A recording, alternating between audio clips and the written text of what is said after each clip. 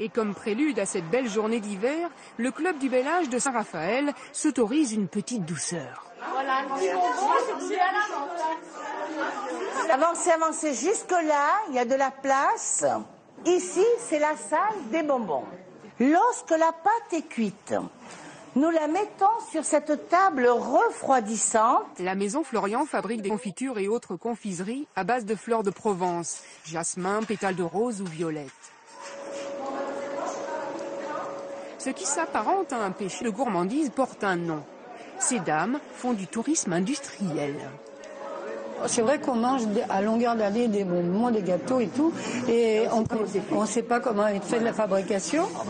C'est toujours bon à voir, quoi. Comme on dit, il ne faut pas mourir bête. Angèle est vendeuse, mais elle se métamorphose en guide quand il y a des visiteurs. Elle a le don d'éveiller les papilles sous forme de messages subliminales. Si vous devez ramener un souvenir, je vous conseille la Clément, parce que c'est la spécialité de la maison et de la région. Fin de la visite dans la boutique. C'est délicieux. Ça s'appelle Reviens-y. La confiserie reçoit 140 000 touristes par an, jusqu'à 30 bus certains jours. Chocolat noir. La maison est très généreuse. On a fait goûter beaucoup de produits. Et puis les gens, en goûtant, en dégustant, ils apprécient, ils achètent. Avec cette formule de visite et dégustation gratuite, l'entreprise fait 50% de son chiffre d'affaires.